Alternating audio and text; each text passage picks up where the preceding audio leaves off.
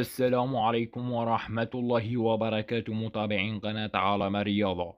سوف نعرض عليكم من آن فصاعدا صفقات اللاعبين العراقيين والدوري العراقي لموسم 2023 تحضيرا لموسم 2024. في هذا الفيديو 10 صفقات، لكن قبل البدء اشترك بالقناة زائد تفعيل جرس التنبيه زائد لايك للفيديو تابع المشاهدة. أولى الصفقات هو اللاعب المدافع المنتخب العراقي اللاعب عباس قاسم إلى نادي صنعاء نفط عبدان الإيراني، قادما من نادي الزوراء العراقي بعد نهاية عقده مع النادي العراقي ليأتي بشكل مجاني إلى النادي الإيراني.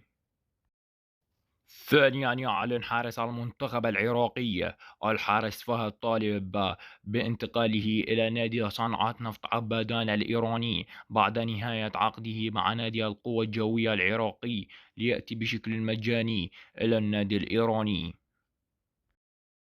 ثالثا، أعلن نادي الخالدية البحريني بالتعاقد مع الظهير الأيسر المنتخب العراقي اللاعب ضرغام إسماعيل بعد نهاية عقده مع نادي الطلبة ليأتي بشكل مجاني إلى النادي الخالدية البحريني.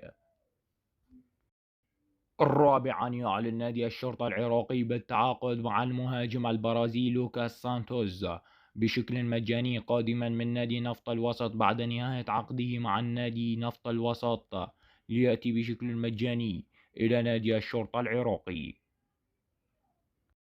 رابعا، أعلن نادي أوتاي تاني الناشط في الدوري الممتاز التايلاندي بالتعاقد مع اللاعب خط الوسط المنتخب العراقي اللاعب جيلوان حمد.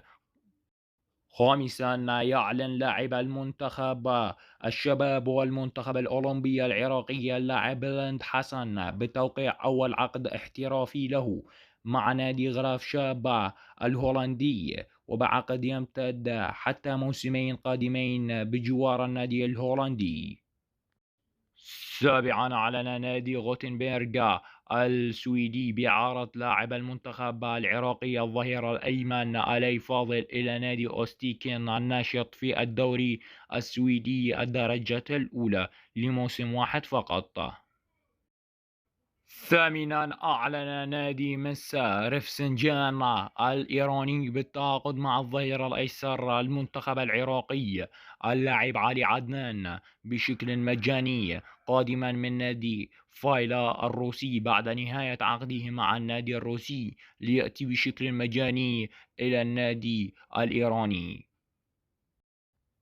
تاسعا، أعلن نادي اينتراخت براون شفايغ الألماني بالتعاقد مع مهاجم منتخب الشباب العراق اللاعب يوسف الأمين صاحب 19 عام لمدة موسمين قادما من نادي فاينورد الهولندي.